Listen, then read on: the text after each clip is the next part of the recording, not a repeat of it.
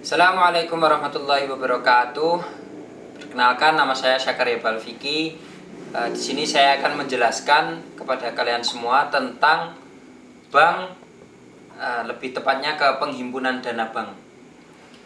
Di sini saya menjelaskan guna untuk memenuhi tugas dari mata kuliah bank dan lembaga keuangan syariah non-bank. Langsung saja kita mulai dari pengertian bank sendiri. Bank adalah sebuah badan usaha yang menghimpun dana dari masyarakat dalam bentuk simpanan dan menyalurkannya kepada masyarakat dalam bentuk kredit atau bentuk-bentuk lain dengan tujuan untuk meningkatkan taraf hidup orang banyak. Itulah pengertian dari bank.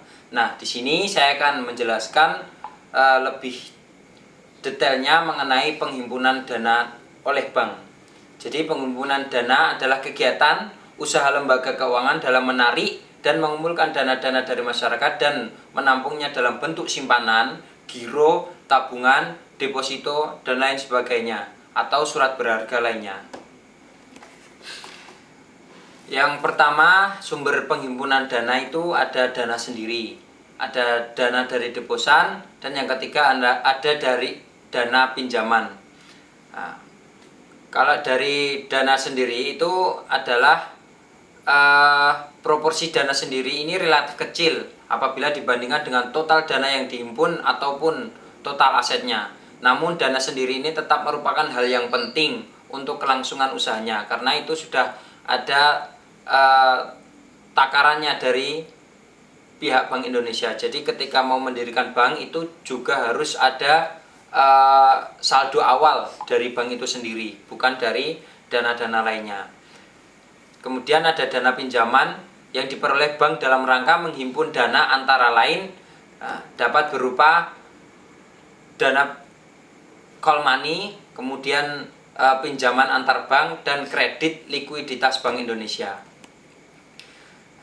Contoh penghimpun dana dari deposan itu ada giro.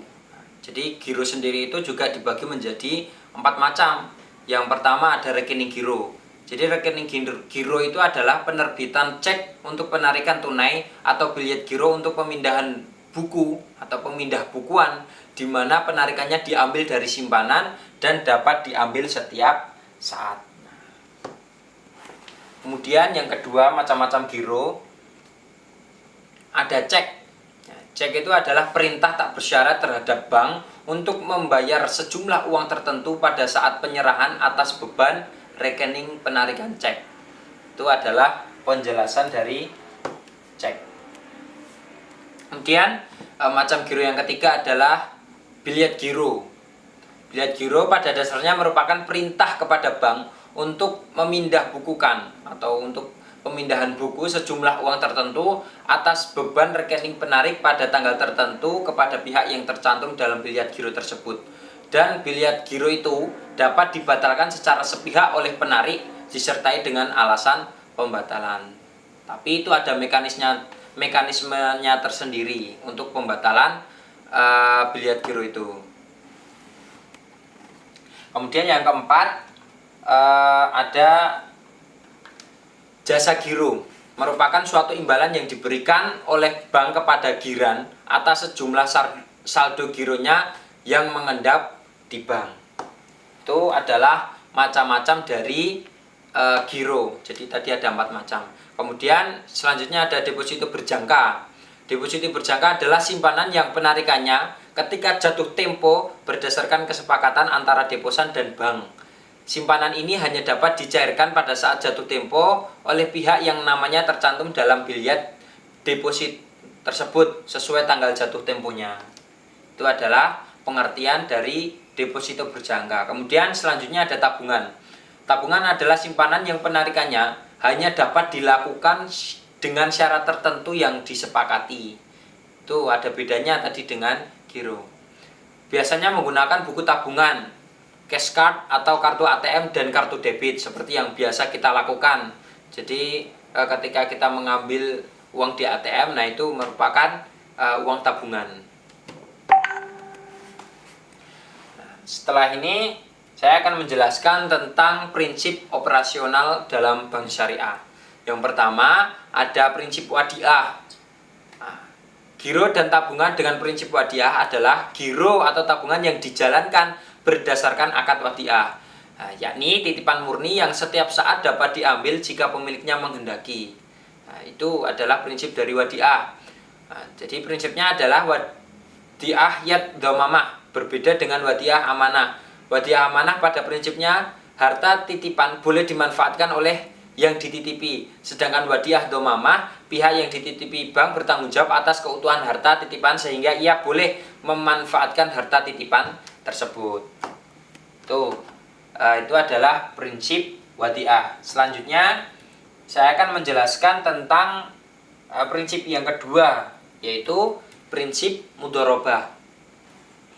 Di dalam prinsip mudharabah, penyimpan atau deposan bertindak sebagai sahibul mal, jadi pemilik modal, dan bank sebagai mudharib atau pengelola. Prinsip mudharabah terbagi menjadi dua, yaitu mudharabah mutlaqah atau uria itu singkatan, dan dalam mudharabah mutlaqah tidak ada pembatasan bagi bank dalam menggunakan dana yang dihimpun. Kemudian prinsip yang kedua itu ada mudharabah muqayyadah atau ria. Mudharabah ria ini dibagi ada dua jenis. Yaitu mudharabah muqayyadah on balance sheet. Itu yang pertama. Karakteristik jenis simpanan ini sebagai berikut. Ini adalah karakteristik dari mudharabah muqayyadah on balance sheet. Yang pertama, pemilik dana wajib menetapkan syarat-syarat tertentu dan akad yang harus diikuti oleh pihak bank sendiri. Jadi pemilik dana itu punya syarat kepada bank, bank, ini syarat-syarat kamu mengelola danaku. Jadi mungkin di situ mempunyai syarat tidak boleh digunakan untuk dana-dana usaha modal yang sifatnya mungkin di situ menggunakan riba atau dan lain sebagainya. Itu bisa dibuat syarat sendiri. Kemudian yang kedua, bank wajib memberitahu kepada pemilik dana mengenai nisbah dan tata cara pemberitahuan keuntungan atau pembagian keuntungan yang ditimbulkan dari penyimpanan dana. Kemudian selanjutnya ada sebagai tanda bukti simpanan, bank menerbitkan bukti simpanan khusus. Kemudian yang terakhir, untuk deposito mudharabah, bank wajib memberikan sertifikat atau bilyat deposito kepada deposan.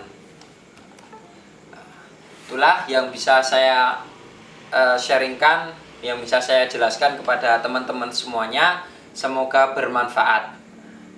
Sekali lagi, saya Syakaria Al-Fiqi, nomor induk mahasiswa 185211267. Saya dari kelas MBS 4G, jurusan Manajemen Bisnis Syariah, Fakultas Ekonomi Bisnis Islam, IAIN Surakarta. Demikian yang bisa saya sampaikan. Apabila banyak salahnya, saya mohon maaf yang sebesar-besarnya. Akhirul kalam, wassalamualaikum warahmatullahi wabarakatuh.